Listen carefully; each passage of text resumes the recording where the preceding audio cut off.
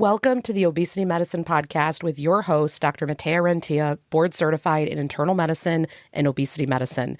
Here, we talk about a path to metabolic health, and we have real conversations about chronic weight management and living a full life. Just a reminder, I am a physician, but I'm not your physician. So everything that's on this podcast is for informational purposes, but please go talk to your doctor about what's right for you. There is no medical advice being given on this podcast. Welcome back to another episode of the podcast. Today is going to be another one of those heavy hitter episodes because we did a few weeks ago an episode on protein, and so many of you told me how much you enjoyed that episode. And I think that there are some topics that are just hard for people, and it's getting enough protein, it's getting enough fiber, it's getting that strength training in, and navigating certain side effects if you are on the anti-obesity medications. Now, this topic is relevant even if you're not on a medication because a lot of people struggle with constipation. I know, having come from a primary care background, there are certain things that you pretty much cannot go a day without managing multiple times. And those type of things include things like constipation, mental health, things like depression, musculoskeletal, things like back pain. So constipation is something that if you have a clinician that has spent any time in primary care or any time sort of in GI health or obesity medicine, all of those intersections, most of us all day long are dealing with constipation, and also any other field, right? Because I always say it's the same patient that is being dealt with everywhere. So let's have a moment here. Number one, whenever it comes to constipation, again, everything here is for general educational purposes, and always please talk to your doctor. We're going to talk about a few things in general. The one thing that I really want to encourage you, though, is that if you like these kind of topics and these kind of deep dives, and sort of if you want even more information compared to what I sort of briefly talk about on here, really getting into the details, I have a mini course now, and it's called Optimizing Fat Loss and Maintaining Muscle on a GLP-1. And part of what I dig into there is getting enough fiber. That's actually one of the modules that I go through. And in addition to that, I've thrown in a bonus here that was part of my blood sugar mastermind when I did a whole hour where I had two experts. They were both my sisters that are in the medical field. And I had them come in and talk about both over-the-counter medications as well as more supplements and different things we could eat. And so we really went in depth, and I stuck that bonus into that mini course. So if you're someone that you want to learn in a whole lot more detail, you also want to have handouts where it's like, hey, these are the high fiber foods in all these different categories. Try all these different things. Let's try this, try that. There are all these different things you could think about. You will get a lot. I'm calling it a mini course just because it's not 50 hours worth of listening, but who even wants that anymore? So part of this mini course is going to be on constipation. So again, we have some handouts in there. And the one unique thing, if you don't know about this course that I have yet, this mini course, it's really meant for someone that either is going to start a GLP-1 or you're already on one. You want to fine tune things. What's really unique about this course is that you can leave questions and I will answer them either in a monthly Q&A call, or I will make a little video response to the question and kind of what my thoughts are for the answer.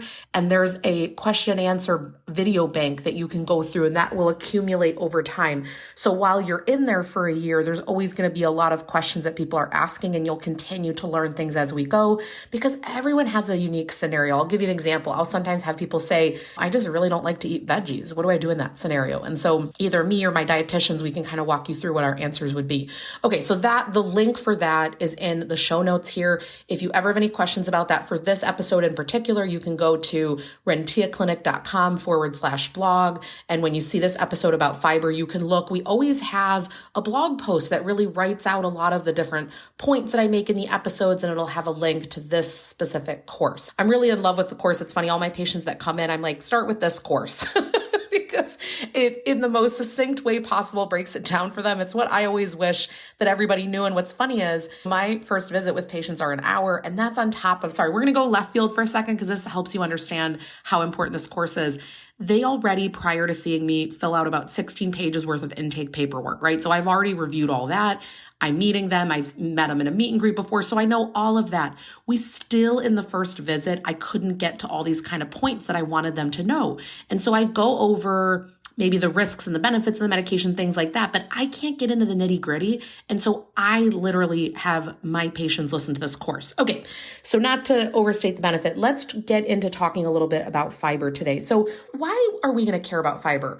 Number one, we're only going to care more about your dietary fiber if you're someone that either already has constipation as a challenge or you are starting to increase medications and you're noticing it's a problem for you.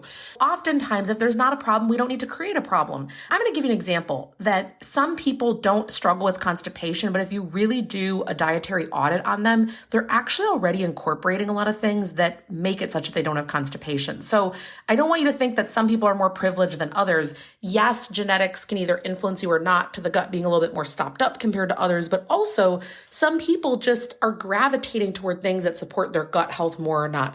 So by the way, how do you even know if you have constipation? Constipation is a clinical diagnosis, means that it's something that you tell the physician that it's not just that you don't go for a day or two. In fact, only 80% of people will go to the bathroom, a bowel movement daily, but about 1 out of 5, you might go 2 or 3 days in between. And again, up to a few days, that's actually not a problem. Constipation is when you find that you are maybe getting lower abdominal pain. Maybe you're getting cramping because your body wants to move this stuff along, but it can't.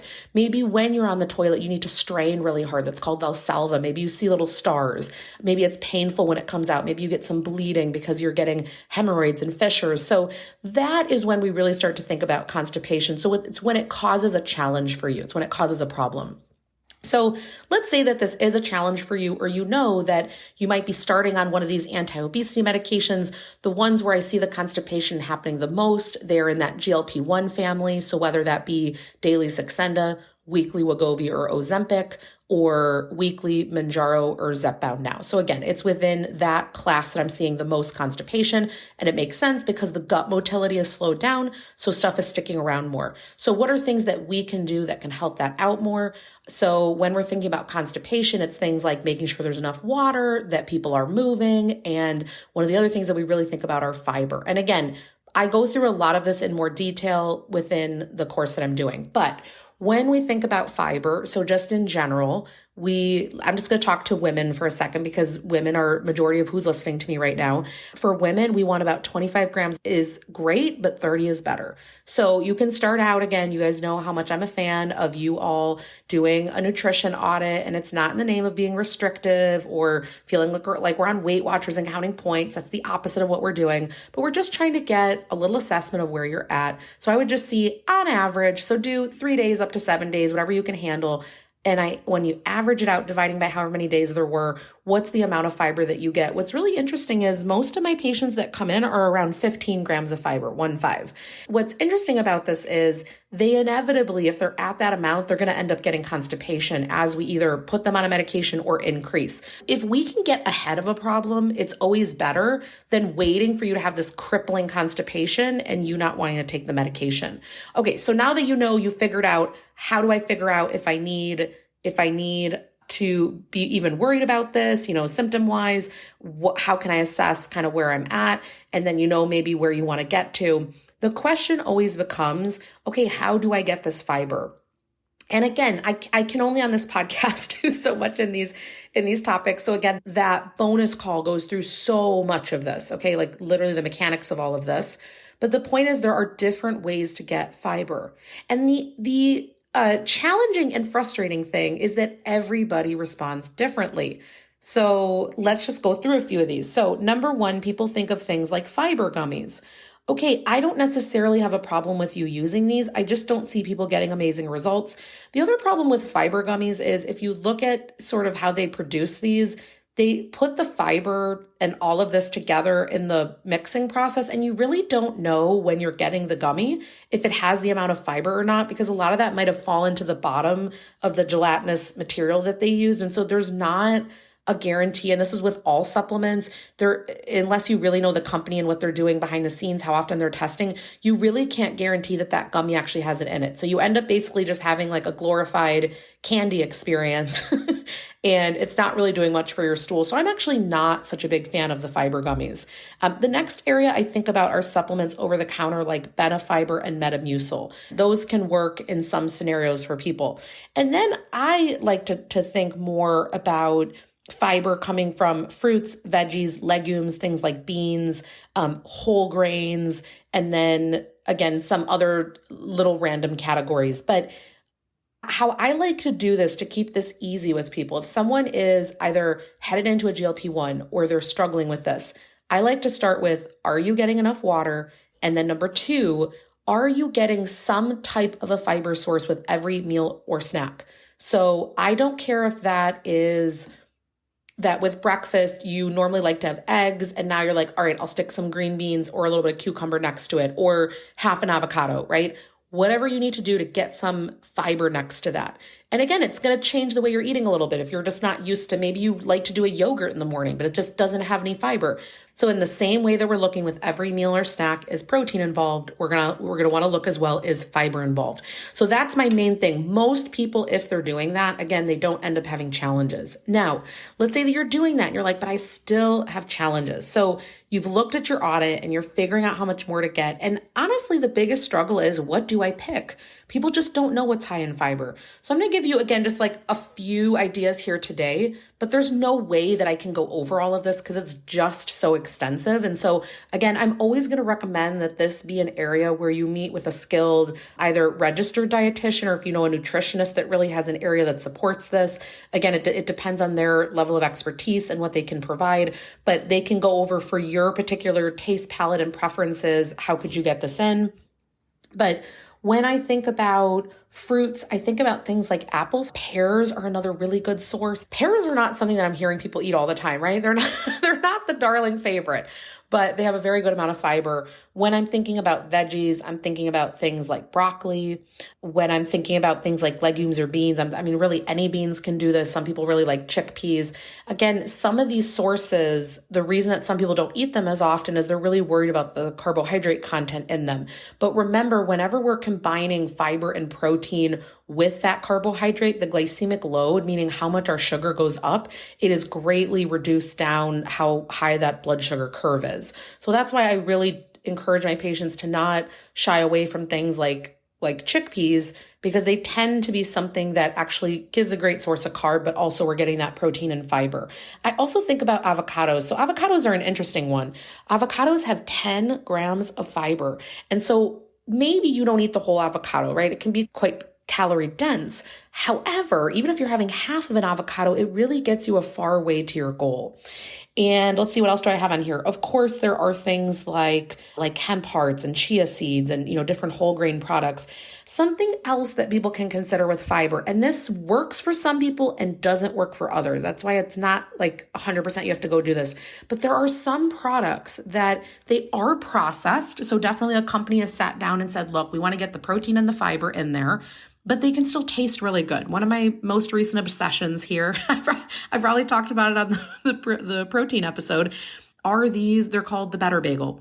And they have 25 grams of protein and it's over 30 grams of fiber and things like that. And in fact, it's like you might not even need to eat a whole one. Maybe you eat a half of one, right? Because it's like too much for you at one time. It makes your stomach hurt.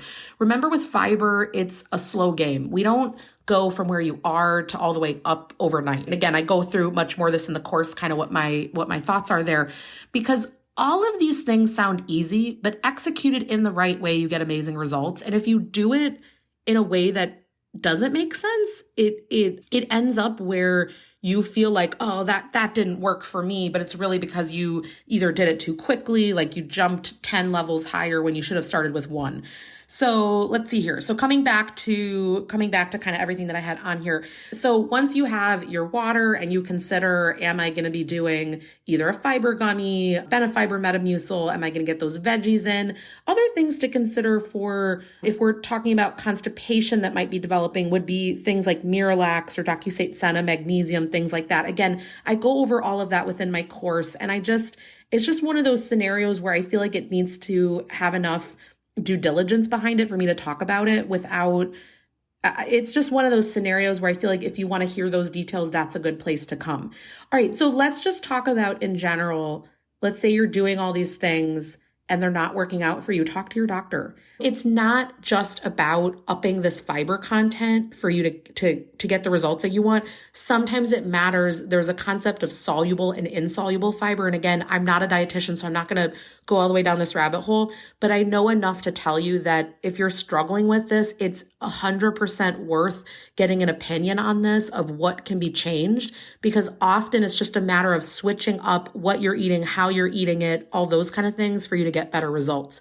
So I hope that this gives you some ideas for fiber. Maybe you hadn't thought of, oh yeah, whole grains count, or this counts or that counts. And often this is where it's helpful to look at the nutrition labels on things. And while I'm not a fan of tracking all day long and sort of making this an overly involved process because it just doesn't last long term, but I think a period of education to figure out, oh yeah, that I could do this or I could do that. I think that these are good ideas to kind of lock away. So I hope you got some great ideas today. Again, if you want to learn in a lot more detail and kind of be able to ask me stuff or have a few more handouts, kind of just have a little bit of a deeper level here, I think that would be a really great time to do that mini course. So we'll have the link down below for that optimal fat loss and maintaining your muscle on a GLP-1. And this is what it's part of. The one last thing that I didn't touch on with us getting enough fiber, because I think I got so distracted by the constipation side, which is what I see so often, is that fiber helps to keep our gut microbiome healthy. And so if you have not heard this concept before, we need to do a whole podcast episode on it, but I want to bring on an expert that can talk more about this. So that's to come in this year. That's on my list, because it's something that we talked a lot about in this blood sugar mastermind that I did recently. I did a little members only podcast for them on it. And it's fascinating how our gut microbiome works. So if you've never heard about our gut microbiome before, we have in our gut millions, I think actually billions of bacteria. And so it's not that food just aimlessly comes in and out. These bacteria are actually processing our food in certain ways and doing different things. And what's interesting is the higher the weight set point, the more off the ratio is, meaning it's actually opposite the gut bacteria. And so no one knows, is it that the gut bacteria is off and so you gain weight, or does that cause the weight gain, or does the weight gain cause it the other way? Who knows? But we know that to support the gut microbiome in the direction that we want it to be, you need to get that fiber. So the prebiotic, the probiotic, all these type of things that are coming into the gut microbiome matter. So meaning, what are these bacteria feasting on? It might be very different if they're getting a processed food, not as helpful. If they are getting some of these whole foods, they act very differently. And so this is one of the reasons why when people come into work with me, everyone is so obsessed with calories in and calories out. And you just can't make a soundbite that's long enough online to explain to people the intersection of all of these concepts, right? That it's actually that if your gut microbiome is off, you're actually absorbing calories at a different rate. That's scary, right? To think that you, compared to the person next to you, maybe they've never struggled with their weight. You are literally eating the same amounts and you are absorbing more of the calories because your gut microbiome is not doing great.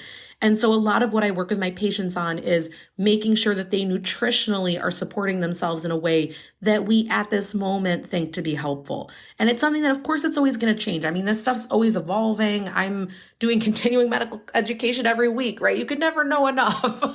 And if you have a clinician that thinks they know everything, that's problem number one. So this field is always evolving. But how you're eating, it really matters. And so I don't want you to give up on that continued learning and experimentation with what works in your body and how do you feel. And so sometimes if your gut microbiome is really rocking and rolling along, you're not having as much gas and bloating and you just feel better. You're not constantly sitting there with a stomach ache, things like that. So I'm going to leave it here because we've gone in so many different directions today. Hopefully you got a few ideas for what to look for, how to either look if you even need more fiber, ideas for how to go about that, and different things you could look into. If you have questions for me, again, the best way here going forward is going to be for you to be in that mini course to ask me underneath the video so I can make a really great answer for you so that it makes sense and it's cohesive for you. All right, I hope you all have a great rest of the week and we'll talk soon. That marks the end of today's episode, but if you're newer to the podcast, I want to tell you about something that we have, and it's a free podcast roadmap. So this is perfect for any of you that are listening where you want to be directed to very specific episodes. So let's say that you are just starting out and you want to know, what should I do right when I start on the medications? Or you're experiencing certain side effects on the GLP-1s, or you want to know what to do if you're in a plateau, or if emotional eating is taking over, or if hunger levels are high. So we have many different categories of episodes that we've talked talked about, because there's a lot at this point. So if you want to be able to navigate that very easily, we have it broken down by category and also the episodes that are there, and we hyperlink to everything. So you can just click on it and find the episode, easy peasy. If you want that, you can go to renteaclinic.com/podcast roadmap. We'll have it linked right here underneath the show notes where you're listening. And you can go ahead and get that free resource so that it makes it easy for you to navigate, because I know that it's really hard when someone has an established podcast. I am such a podcast fiend. I'm listening to podcasts all day long. And when I find one that I love, but there's a lot that are out there, I am so lost. So I hope that you enjoy this free podcast roadmap. Again, the link to get to that is going to be renteaclinic.com/podcast roadmap. I hope this is helpful, and let me know if you have any questions.